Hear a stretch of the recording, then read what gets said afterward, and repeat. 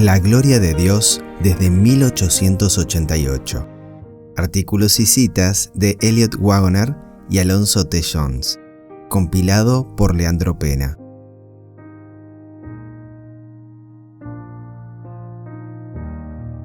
Capítulo 4. Cristo revela el carácter de Dios. Elliot Wagoner. Siempre ha sido la obra de Satanás dar falso testimonio contra Dios. Él ha sido homicida desde el principio y no ha permanecido en la verdad, porque no hay verdad en él. Cuando habla mentira, de suyo habla, porque es mentiroso y padre de mentira. Juan 8:44. Debe ser Satanás, por lo tanto, quien ha hecho creer a tanta gente que Dios es duro y severo e inaccesible, porque la verdad es que Dios es amor. Primera de Juan 4:8. Tan accesible es que podemos acercarnos pues confiadamente al trono de la gracia para alcanzar misericordia y hallar gracia para el oportuno socorro. Es un hecho que ningún hombre puede venir a Dios sino por medio de Cristo. Nadie viene al Padre sino por mí. Juan 14:6. Porque por medio de Él, los unos y los otros, tenemos entrada por un mismo Espíritu al Padre. Efesios 2:18. Pero esto no se debe a que Dios sea inaccesible, sino a que en Cristo habita corporalmente toda la plenitud de la deidad. Colosenses 2:9. Él es Dios y la única manifestación de la divinidad que puede hacerse al hombre. Es imposible conocer a Dios excepto en Cristo. Son uno, de modo que donde está Cristo, está Dios Padre. A Dios nadie le vio jamás. El unigénito Hijo que está en el seno del Padre, Él le ha dado a conocer. Juan 1:18. Y llamará su nombre Emmanuel, que traducido es Dios con nosotros. Mateo 1:23. Cuando Cristo estuvo aquí en la tierra, Dios estaba en Cristo reconciliando consigo al mundo. 2 Corintios 5:19. Esto por sí mismo debería ser suficiente para mostrar a todos los hombres que Dios, el Padre, es lo contrario de todo lo que es severo y prohibitivo. Jesús dijo: «Todas las cosas me fueron entregadas por mi Padre, y nadie conoce al Hijo sino el Padre, ni al Padre conoce a alguno sino el Hijo, y a aquel a quien el Hijo lo quiera revelar». Mateo 11:27. Dios fue revelado en Cristo, pues Jesús dijo a Felipe, cuando le había pedido que le mostrara al Padre: «Tanto tiempo hace que estoy con vosotros, y no me has conocido, Felipe. El que me ha visto a mí, ha visto al Padre. ¿Cómo pues dices tú, muéstranos al Padre?» Juan 14:9. Inmediatamente después de decir que solo Él podía revelar al Padre, porque el Padre estaba en Él, Jesús dijo: «Venid a mí todos los que estéis trabajados y cargados, y yo os haré descansar. Llevad mi yugo sobre vosotros y aprended de mí, que soy manso y humilde de corazón, y hallaréis descanso para vuestras almas». Mateo 11:28-29. Cristo era manso y humilde de corazón, pero no era sino la manifestación del Padre. Por lo tanto, ese es el carácter de Dios. Parece demasiado maravilloso para ser verdad que Dios, el gran creador, sea manso y humilde de corazón. Pero sin embargo, es verdad. Un problema es que tenemos una idea tan escasa de lo que es la mansedumbre. Lo que Cristo fue, eso sigue siendo, pues Él es el mismo ayer y hoy y por los siglos. Hebreos 13:8. Así que Dios es ahora manso y humilde de corazón, y por eso puede ser compañero de los hombres. El carácter de Cristo, cuando estaba en el cielo, glorificado por el Padre antes de la fundación del mundo, era el mismo que cuando vino a esta tierra. No asumió un carácter para la ocasión. Vino a la tierra con el propósito de mostrar al hombre lo que el Padre es siempre. Pablo dijo: Haya pues en vosotros este sentir que hubo también en Cristo Jesús, el cual, siendo en forma de Dios, no estimó el ser igual a Dios como cosa a que aferrarse, sino que se despojó a sí mismo, tomando forma de siervo, hecho semejante a los hombres. Filipenses 2, 5 al 7. ¿Cuándo fue que la mente estaba en Cristo para hacerse a sí mismo sin reputación? Fue cuando estaba con el Padre. La humildad y mansedumbre que manifestó en la tierra eran sus características nativas. La mente que exhibió en la tierra era la mente que tenía en el cielo antes de venir, y esa era la mente del Padre. Tomando la forma de siervo, sirvió. Como el Hijo del Hombre no vino para ser servido, sino para servir. Mateo 20, 28. Mas yo estoy entre vosotros como el que sirve. Lucas 22, 27. Si hubiera venido a la tierra revestido de la gloria del cielo, no habría podido acercarse lo suficiente al hombre pecador para servirle. Todos le habrían tenido miedo. Por eso tomó sobre sí la forma de siervo, pero no tomó sobre sí el carácter de siervo, pues ya lo tenía. Aunque es el Señor del cielo y de la tierra, vive para el servicio de sus criaturas. Así que cuando estuvo aquí, anduvo haciendo bienes y sanando a todos los oprimidos por el diablo, porque Dios estaba con él. Hechos 10:38. Obsérvese la expresión, porque Dios estaba con él. Esta es la razón por la que Cristo anduvo haciendo el bien y sanando a todos los oprimidos. Esto muestra el carácter de Dios. Dios, con él, hizo esas obras. Véase Juan 14:10. Se asoció con los pobres de la tierra y comió con publicanos y pecadores, pues la gente común le oía de buena gana. Así ilustraba las palabras de Dios, porque así dijo el alto y sublime, el que habita la eternidad y cuyo nombre es el Santo. Yo habito en la altura y la santidad y con el quebrantado y humilde de espíritu, para hacer vivir el espíritu de los humildes y para vivificar el corazón de los quebrantados. Isaías 57:15. Y de nuevo, Jehová dijo así: el cielo es mi trono y la tierra estrado de mis pies. ¿Dónde está la casa que me habréis de edificar y dónde el lugar de mi reposo? Mi mano hizo todas estas cosas y así todas estas cosas fueron, dice Jehová, pero miraré a aquel que es pobre y humilde de espíritu y que tiembla a mi palabra. Isaías 66, 1 al 2. ¿Qué debemos aprender de todo esto? Que como Cristo y el Padre son uno, y Cristo no es sino la manifestación del Padre, y como Cristo es el mismo ayer y hoy y por los siglos, y Dios dice, yo soy el Señor, no cambio, por lo tanto, Dios será el compañero de los hombres hoy, así como en Cristo fue el compañero de los pobres pecadores hace 1800 años, siempre que se lo permitan. De Enoc se dice que anduvo con Dios y eran hombres de la misma naturaleza que los hombres de esta edad del mundo. La promesa de Jesús es: el que me ama, mi palabra guardará, y mi Padre le amará, y vendremos a él y haremos morada con él. Juan 14:23. A los desventurados, miserables, pobres, ciegos y desnudos les dice: he aquí yo estoy a la puerta y llamo. Si alguno oye mi voz y abre la puerta, entraré a él y cenaré con él y él conmigo. Apocalipsis 3, 17 y 20. 1 de junio de 1893. Una vida piadosa. La verdad presente 9,15. Por Elliot Wagoner. Porque la gracia de Dios se ha manifestado para salvación a todos los hombres, enseñándonos que renunciando a la impiedad y a los deseos mundanos, vivamos en este siglo sobria, justa y piadosamente. Tito 2, 11 y 12. La piedad es del carácter de Dios.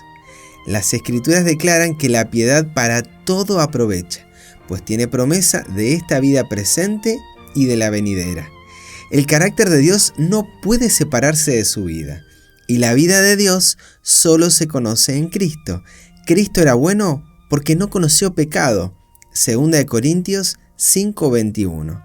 No hizo pecado ni se halló engaño en su boca. 1 Pedro 2:22. Sin embargo, al joven que se le acercó y le llamó maestro bueno, le dijo: ¿por qué me llamas bueno? Ninguno hay bueno, sino solo uno, Dios. Marcos 10:18. Mostrando así que él mismo era Dios. Véase también Juan 1:1 y 14. A Felipe, que le dijo: Señor, muéstranos al Padre y nos basta, le contestó: ¿tanto tiempo hace que estoy con vosotros y no me has conocido, Felipe? El que me ha visto a mí, ha visto al Padre. Juan 14:8-9. Dios estaba en Cristo reconciliando consigo al mundo. 2 Corintios 5:19. De su obra dijo: el Padre que mora en mí, Él hace las obras. Juan 14:10. Su vida, por lo tanto, fue en el sentido más completo una vida piadosa. Es la vida de Cristo la que nos salva. Romanos 5:10. No el simple hecho de que una vez vivió en la tierra, sino el hecho de que ahora vive en nosotros. Él es un Salvador presente. Todo espíritu que confiesa que Jesucristo ha venido en carne es de Dios. 1 Juan 4:2.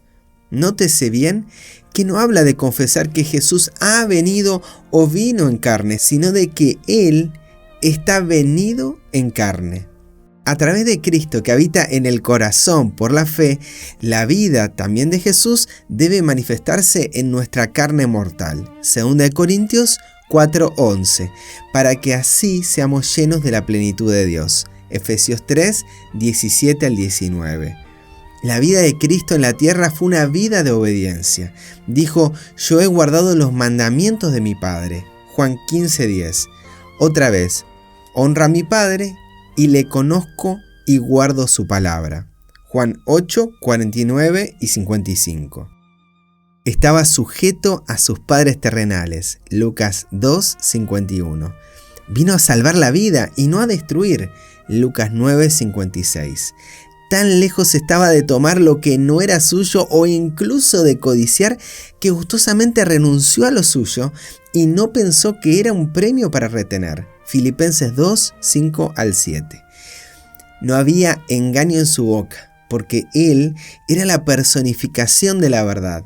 Yo para esto he nacido y para esto he venido al mundo, para dar testimonio a la verdad. Juan 18:37. También guardó el día de reposo, es decir, el séptimo día de la semana, el mismo día que los fariseos profesaban guardar. Aunque le reprochaban sus actos de misericordia en ese día, sabían muy bien que no estaba violando el sábado, sino solo haciendo caso omiso de sus tradiciones insensatas y perversas. Le seguían constantemente la pista buscando algo de lo que pudieran acusarle ante los gobernantes, pero no encontraron nada, y cuando por fin fue entregado en sus manos, tuvieron que sobornar a los falsos testigos contra él. Tenía por costumbre asistir al servicio los sábados. Lucas 4:16. En cuanto al domingo, el primer día de la semana, todavía no se ha encontrado a nadie con la osadía de afirmar que alguna vez le prestara más atención que a cualquier otro día laborable. Por lo tanto, la vida de Dios que Cristo vivirá en nosotros, si se lo permitimos, será una vida de obediencia a los mandamientos. En ella se manifestará la obediencia a los padres, la veracidad, la reverencia, el altruismo, la mansedumbre, junto con la observancia del sábado, no meramente en forma, sino de hecho. Puesto que no hubo observancia del domingo en la vida de Cristo, es imposible que Él pusiera algo de eso en la vida de sus seguidores. Donde eso se exhibe en la vida y muestra una falta de sumisión perfecta a la vida de Cristo, aunque esa falta de sumisión pueda no ser intencional, sino que puede surgir de no reconocer la observancia del sábado como parte de su vida. Pero alguien dice: la observancia del sábado del séptimo día fue parte de la vida de Cristo como judío, y nosotros no somos salvos por Cristo como judíos. Escuchen, Jesús mismo dijo: la salvación viene de los judíos. Juan 4:22. Su veracidad, obediencia a los padres, reverencia, gentileza, etc., fueron también parte de su vida como judío. ¿Debemos dejarla de lado? Si lo hacemos, simplemente estaremos negando a Cristo. Piensen en lo que significa decir que somos salvos por la vida de Cristo, pero no por su vida como judío. Se acusa a Cristo Jesús de tener dos vidas diferentes, es decir, de tener dos caracteres, de ser cambiante. Sin embargo, cuando un hombre es una cosa en un lugar y otra cosa en otro lugar, se le tiene en poca estima.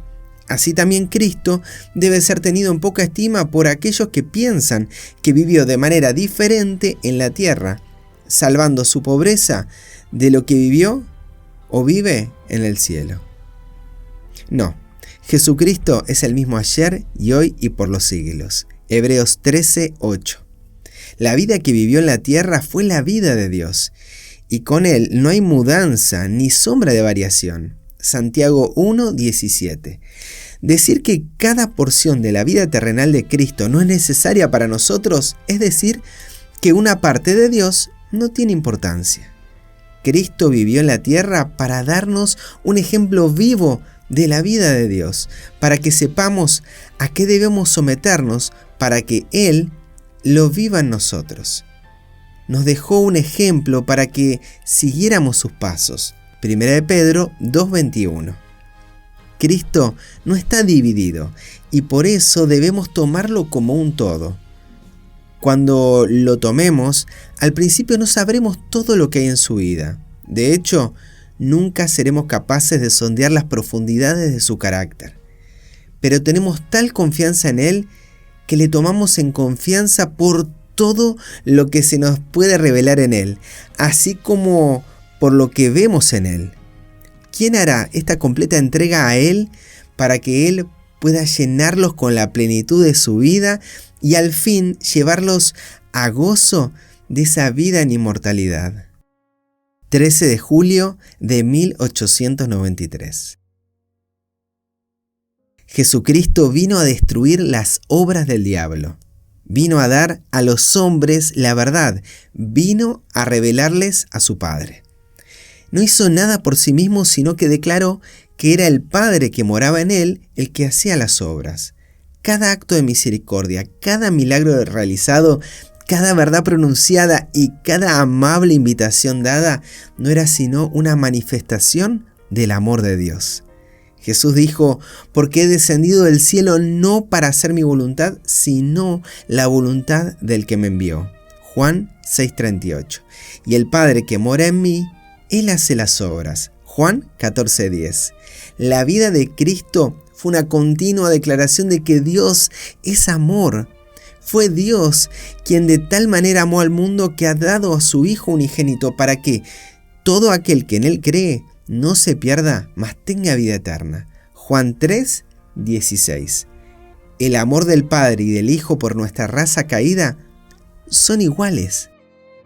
Dios odia el pecado, pero ama a los pecadores, no a causa del pecado, sino a pesar de él. Él es Jehová, fuerte, misericordioso y piadoso, tardo para la ira y grande en misericordia y verdad, que guarda misericordia a millares, que perdona la iniquidad, la rebelión y el pecado, y que de ningún modo tendrá por inocente al malvado. Éxodo 34, 6 y 7. A veces oímos hablar de la interminable controversia entre Dios y el hombre, pero no existe tal controversia, al menos por parte de Dios. Su controversia es con el pecado. Los hombres son a menudo enemigos de Dios, pero Dios no es enemigo de los hombres. El sacrificio de Jesucristo fue por todos los hombres, y ahora solo queda que todos los que quieran, se reconcilien con Dios. Como dice el apóstol, así que somos embajadores en nombre de Cristo, como si Dios rogase por medio de nosotros. Os rogamos en nombre de Cristo, reconciliaos con Dios. 2 Corintios 5:20. Dios no solo no es nuestro enemigo, sino que nos ruega que nos reconciliemos con Él. Si una persona no se reconcilia con Dios, no acepta las provisiones que Dios ha hecho para su salvación, no tiene a Dios por su gobernante, no acepta las leyes de Dios como sus leyes y los caminos de Dios como sus caminos. Dios no puede hacer nada por ella. Y cuando el pecado es finalmente destruido, el pecador sobre quien se encuentra debe irse con él. Dios acepta al pecador por medio de Cristo. Pero si el pecador no se reconcilia con Dios por medio de Cristo, Dios no puede salvarlo. Pero Dios no quiere que el pecador muera. Porque no quiero la muerte del que muere, dice Jehová el Señor. Convertíos pues y viviréis. Ezequiel 18:32. Diles: vivo yo, dice Jehová el Señor, que no quiero la muerte del impío, sino que vuelva el impío de su camino y que viva. Ezequiel 33:11. Tú, lector, quien quiera que seas, ¿no tienes que hacer algo para propiciar a Dios y reconciliarlo contigo para que puedas obtener la salvación? Eres acepto en el amado. Efesios 1:6. Tu parte es aceptar lo que Cristo ha hecho por ti, aceptar a Cristo y su justicia, mirando a Dios no con el temor que inspiraría un juez severo y duro, sino en el espíritu del apóstol que escribió: mirad cuál amor nos ha dado el Padre para que seamos llamados hijos de Dios. 1 Juan 3:1. Entonces la armonía entre tú y Dios será mutua y completa. 7 de septiembre de 1893. 21 de septiembre de 1893. Primera plana, La verdad presente, 9,25. E.J. Wagner. Jesús dijo: todas las cosas me fueron entregadas por mi Padre, y nadie conoce al Hijo sino el Padre, ni al Padre conoce a alguno sino el Hijo, y a aquel a quien el Hijo lo quiera revelar. Mateo 11:27. De nuevo leemos: a Dios nadie le vio jamás. El unigénito Hijo que está en el seno del Padre, Él le ha dado a conocer. Juan 1:18. Y por consiguiente, cuando Felipe dijo: Señor, muéstranos al Padre y nos basta, Jesús respondió: ¿tanto tiempo hace que estoy con vosotros y no me has conocido, Felipe? El que me ha visto a mí, ha visto al Padre. ¿Cómo pues dices tú: muéstranos al Padre? Juan 14:9. El hombre no puede encontrar a Dios buscando. Es verdad que Dios ha prometido dar a conocer sus caminos a los hombres para que le conozcan, pero los caminos de Dios no pueden ser descubiertos por el razonamiento humano. Nadie puede descubrir nada acerca de Dios si estudia con espíritu crítico o egoísta. La comunión íntima de Jehová es con los que le temen, y a ellos hará conocer su pacto. Salmos 25:14. Ningún hombre es comprendido sino por sus amigos. ¿Quién podría esperar comprender a Dios sino amándolo? Pero más que esto, debe entenderse que a Dios solo se le conoce en Cristo.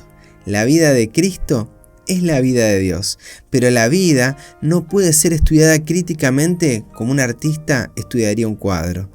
Solo podemos conocer la vida de Dios en la medida en que vive en nosotros. Porque contigo está el manantial de la vida. En tu luz veremos la luz. Salmos 36:9. Cristo es el Cordero inmolado desde la fundación del mundo.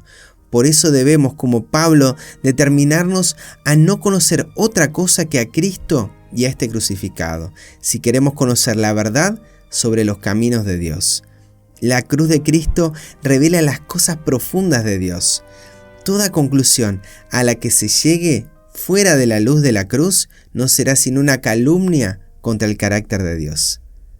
21 de septiembre de 1893. En esta lección, las dos cosas que deben enfatizarse especialmente son, primero, la voluntad del Señor de perdonarnos y segundo, cómo podemos hacer uso de esa voluntad. Cuando Jesús le dijo a Pedro: no te digo hasta 7 veces, sino hasta 70 veces 7, no estaba estableciendo una norma para el hombre que fuera en modo alguno diferente de la que el Señor mismo sigue al tratar con nosotros. De hecho, su instrucción a Pedro surgió de su propio espíritu de compasión, porque Él está lleno de gracia Y en este sentido simplemente estaba revelando el carácter de Dios, que es misericordioso y piadoso, tardo para la ira y grande en misericordia y verdad, que guarda misericordia a millares, que perdona la iniquidad, la rebelión y el pecado. 14 de abril de 1897. Los hombres no se elevan ni pueden elevarse a sí mismos a las alturas del trono de Dios, pero en Cristo Dios está obrando para elevar a todos los hombres a su diestra en los lugares celestiales. Efesios 1, 19 y 30, 2, 4 al 6. Todo el que se humille será exaltado. No se trata de una norma arbitraria, sino de una condición necesaria, porque contrariamente a todo mero pensamiento y práctica humana, el camino a las alturas pasa por las profundidades. Dios mismo, que está en lo alto, está también en lo profundo. Si queremos llegar a lo más alto, debemos comenzar por lo más bajo. Haya pues en vosotros este sentir que hubo también en Cristo Jesús, el cual, siendo en forma de Dios, no estimó el ser igual a Dios como cosa que aferrarse, sino que se despojó a sí mismo, tomando forma de siervo, hecho semejante a los hombres, y estando en la condición de hombre, se humilló a sí mismo, haciéndose obediente hasta la muerte y muerte de cruz. Por lo cual Dios también le exaltó hasta lo sumo y le dio un nombre que es sobre todo nombre. Filipenses 2, 5 al 9.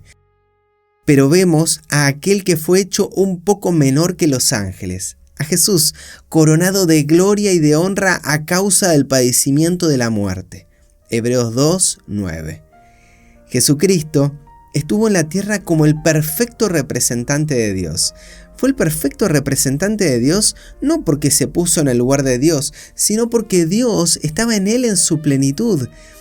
Es a Dios a quien vemos en Cristo, no a alguien que actúa como Dios. Él ocupa el mismo lugar que Lucifer pensó ocupar en los lugares celestiales, sobre todo principado y autoridad y poder y señorío y sobre todo nombre que se nombra, no solo en este siglo sino también en el venidero. Efesios 1, 20 al 21. Pero fue Dios, no él mismo, quien lo colocó allí. En efecto, subió por encima de todos los cielos. ¿Y por qué? Y eso de que subió, ¿qué es? Sino que también había descendido primero a las partes más bajas de la tierra. Efesios 4, 8 al 9. Cristo es el poder de Dios y en consecuencia es por medio de Él que tenemos acceso al Padre. Así que llegamos allí de la misma manera que Él lo hizo. No había otra manera de que Él llegara al cielo sino a través de la cruz. No era una exigencia arbitraria del Padre, sino la única manera de parecerse a aquel cuyo ser se expresa en la cruz, que se da a sí mismo su vida para que otros vivan. Quien piense parecerse a Dios enalteciéndose está abocado al fracaso, porque Dios se humilla, Él desciende para que otros puedan subir.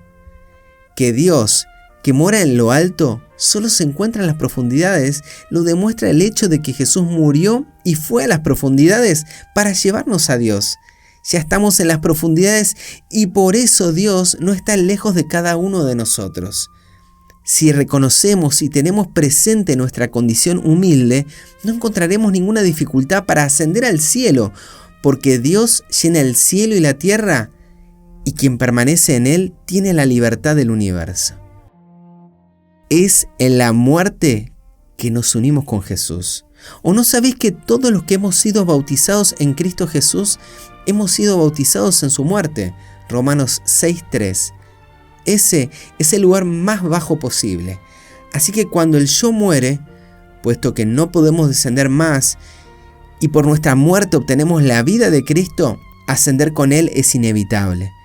Pero ascendemos con Él manteniéndonos humildes, porque el Dios Altísimo está en las profundidades al mismo tiempo que está en lo alto. Bienaventurado el que tú escogieres y atrajeres a ti, para que habite en tus atrios.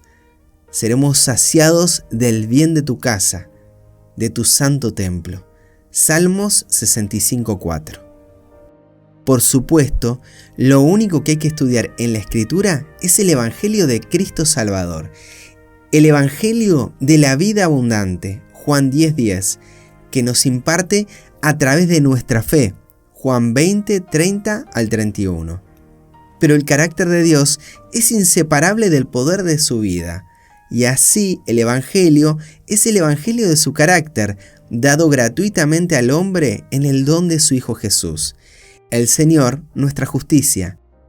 Y la necesidad de tal Evangelio surge del hecho de la falta de semejanza del hombre a Dios, aunque originalmente hecho a su imagen, porque todos ahora carecen de su gloria, carácter, por el pecado.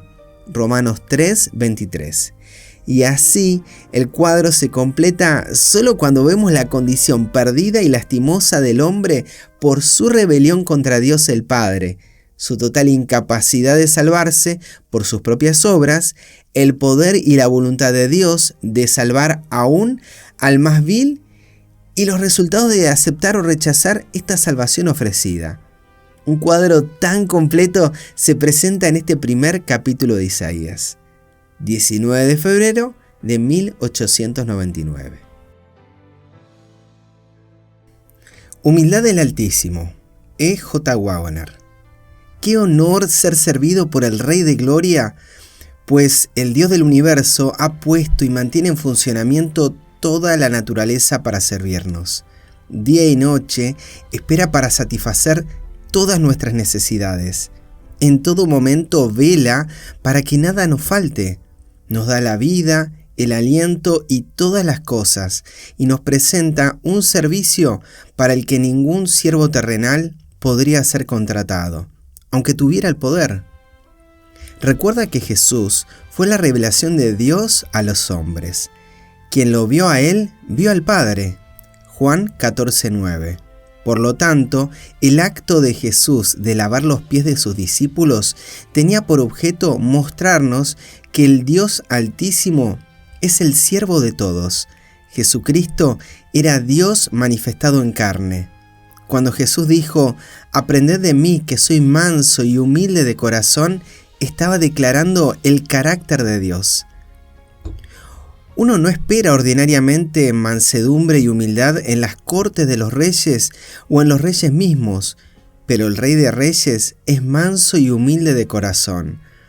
Aunque es el alto y sublime, que habita en el lugar alto y sublime, habita también con el espíritu contrito y humilde. Isaías 57:15. Su mansedumbre constituye su grandeza, y es solo su mansedumbre la que nos hace grandes. Salmos 18:37. Le llamamos Señor y Maestro. ¿Lo decimos en serio? ¿Es Él nuestro Señor? Si es así, entonces somos y nos reconoceremos siervos. Como Él es, así somos nosotros en este mundo. Él es Señor de los siervos, pues es Señor simplemente porque es siervo. Él no es para nosotros el Señor a menos que nosotros, como Él, seamos siervos. Él es Señor no para dominar a sus seguidores, sino para guiarlos. El mismo nombre discípulos o seguidores indica que Él es el líder, y esto muestra absoluta unidad de propósito y carácter entre ellos. Ellos son como Él es. Él es diferente de ellos solo en grado, no en especie. Él es Señor no porque Él gobierna mientras ellos sirven, sino porque Él hace más servicio que ellos. Cuando aprendamos esto, sabremos cuál es nuestro deber en cualquier posición de autoridad en la que seamos colocados en el cuerpo de Cristo.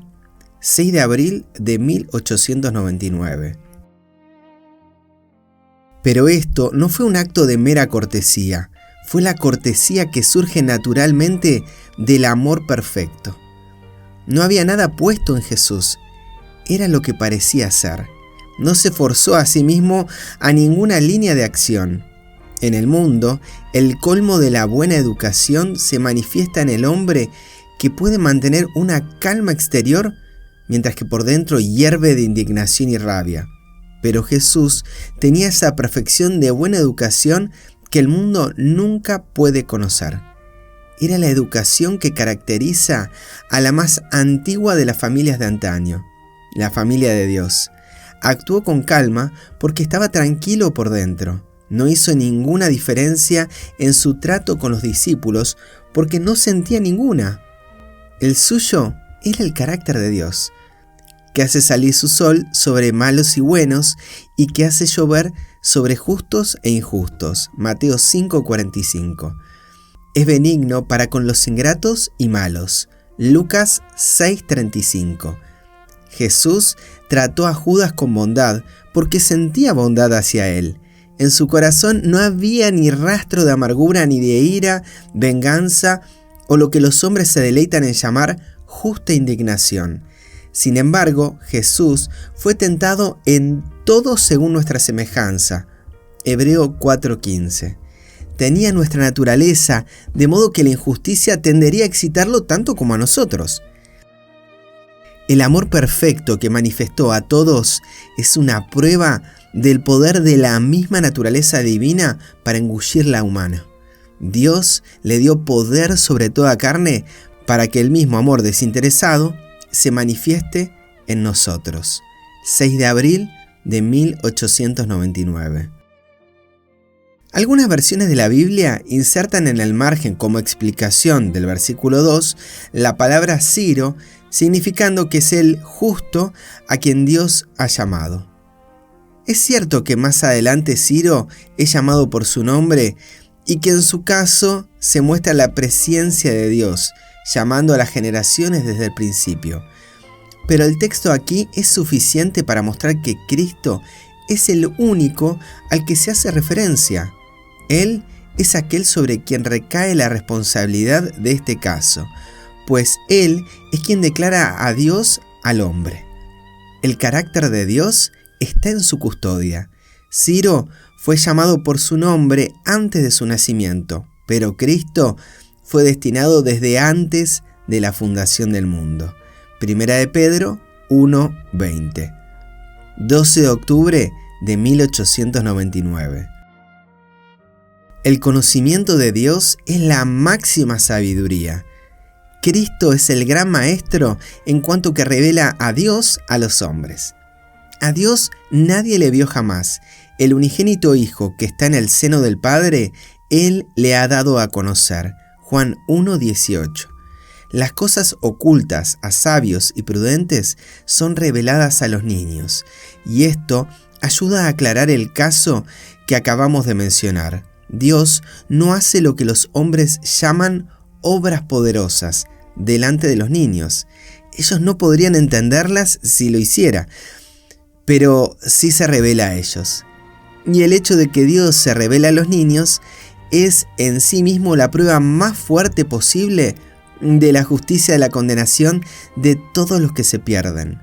No importa cuán grande sea su ignorancia de la verdad, porque puesto que las cosas profundas de Dios son reveladas tan claramente que los niños pueden comprenderlas, ciertamente no hay excusa para ninguna persona en el mundo. Todas las cosas me fueron entregadas por mi Padre, y nadie conoce al Hijo sino el Padre, ni el Padre conoce a alguno sino el Hijo, y a quien el Hijo lo quiere revelar. He aquí una maravillosa instrucción sobre la negación de uno mismo, que es la sabiduría más elevada. Todo es entregado en las manos de Cristo, y Él usa el poder solo para revelar al Padre a los hombres, mientras Él mismo permanece desconocido. Hablemos de conocer a Cristo, pero al conocerlo solo aprendemos el carácter de Dios. Al verlo a Él, vemos a Dios. Juan 14:9. Se despojó a sí mismo para que apareciera el Padre. En todo el universo nadie conoce al Hijo sino el Padre. Tal fue y es el sacrificio de Cristo. Mirando a la humanidad caída, su corazón se llenó de amor y piedad y dijo al Padre: anunciaré a mis hermanos tu nombre. Hebreos 2:12. Así que se contentó con ser despreciado y desconocido, con ser incomprendido y rechazado, sin queja alguna, sabiendo que el Padre le comprendía. No hay aquí instrucción para nosotros, no insistió en sus propias pretensiones, sino las del Padre. Nadie, excepto el Padre, puede conocerlo, pues a través de él, toda criatura puede conocer al Padre. 26 de abril del 1900. Nadie ha visto al Padre. Cristo es el resplandor y la gloria, y cuando la gloria resplandece en Cristo, es el resplandor de la gloria de Dios. Más aún, Él es la imagen misma del Padre, imagen expresa. Ahora bien, ¿qué palabra usamos comúnmente que podría ser sinónimo de esto y que, aunque apenas casi nunca lo recordemos, procede directamente del griego? La palabra carácter. ¿Cuál es la idea de carácter? ¿Qué es el carácter del hombre? ¿No es simplemente lo que es? Bueno, esta es la palabra que se usa aquí. ¿A quién ha constituido heredero de todo? A Cristo. Observen la siguiente frase: siendo el resplandor de su gloria y la imagen misma de su sustancia. También quien sustenta todas las cosas con la palabra de su poder. Él mismo es la palabra. Él sostiene todas las cosas por su poderosa palabra, una vez más habiendo efectuado la purificación de nuestros pecados por medio de sí mismo. Hebreos 1:3. Purificar nuestros pecados, ¿qué sinónimo sugiere a sus mentes? Aclarar, limpiar, lavar. Leamos ahora el tercer versículo a la luz de lo que hemos aprendido esta tarde, el cual, por cuanto es el resplandor de su gloria y el carácter mismo impreso de su sustancia, y sustenta todas las cosas con la palabra de su poder, por sí mismo purificó nuestros pecados y se sentó a la diestra de la majestad en las alturas. Ahora, ¿les transmite eso un pensamiento más sorprendente que antes? Él mismo purificó nuestros pecados porque es el Hijo del Padre, porque es el resplandor, porque es el carácter de su Padre, porque sostiene todas las cosas. Ahora toma esa palabra sostiene. ¿Puedes dar un equivalente? Sostiene, lleva, soporta. Sí. Soporta o mantiene. Lleva. Soporta es exactamente la primera definición de la palabra que se da allí en el texto griego. Soporta todas las cosas. Eso lo hace más forzoso para mi mente. ¿Qué es Cristo? La imagen expresa de la persona de Dios. ¿Qué hace? Él soporta todas las cosas por la palabra o por sí mismo, porque Él hace todo eso. ¿Qué puede hacer? Limpiarnos del pecado. Esto que está a punto de ser pecado en nosotros, supongamos que dejemos que Él lo lleve y que Él nos lleve a nosotros, entonces, ¿qué será? Justicia para nosotros. ¿Ves? Porque Él mismo lleva todas las cosas. Por tanto, por sí mismo nos limpia a todos de pecado. Nuestro tiempo ha expirado. Ahora dejemos que nuestro tema de estudio para mañana por la tarde sea este primer capítulo, versículo por versículo, como hemos comenzado. Cuestiónenlo, ¿está bien? Si les hablo y no entienden, digan, por favor, repita esa frase. No hay otra manera de averiguarlo. Está bien preguntar al Señor de la misma manera. Y recuerda, podemos estar cara a cara con el Señor y preguntarle, y esa es la única manera en que podemos oírle.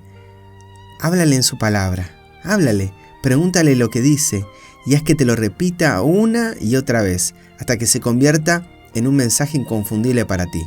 Estudia cada expresión que Él usa, y entonces serás capaz de mirar en ella y ver su fuerza. 12 de febrero de 1897. Por lo tanto, estamos en el mundo con el mismo propósito que Jesús, a saber, declarar el nombre de Dios, representar el propio carácter de Dios ante el mundo. Obsérvese la semejanza entre Juan 1:18 y 1 de Juan 4:12 y 13. El primero dice, a Dios nadie le vio jamás. El unigénito Hijo, que está en el seno del Padre, Él le ha dado a conocer. El segundo, nadie ha visto jamás a Dios. Si nos amamos unos a otros, Dios habita en nosotros y su amor se ha perfeccionado en nosotros. En esto sabemos que habitamos en Él y Él en nosotros, porque nos ha dado de su Espíritu. Nadie ha visto a Dios jamás, sino que Cristo vino al mundo para revelarlo. Pero ahora, por un poco de tiempo, Juan 17:17, Cristo es invisible. Y por lo tanto, el mundo debe aprender el carácter de Dios a través de los seguidores de Cristo. Como ellos permanecen en el amor, también están en el seno del Padre, de modo que también pueden declararlo. 16 de septiembre de 1897. Alonso T. Jones. Existe una verdadera ciencia moral, un verdadero conocimiento del verdadero carácter. Es el conocimiento del carácter de Dios tal como se manifiesta en Cristo Jesús, nuestro Señor. El carácter de Dios es supremo. No puede haber nada más elevado, no puede haber nada mejor. Esta es la única base verdadera del conocimiento del carácter.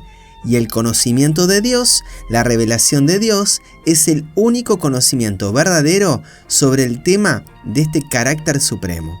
Por lo tanto, el único libro de texto verdadero de esta ciencia moral, de este conocimiento del carácter, es la palabra de Dios, la Biblia.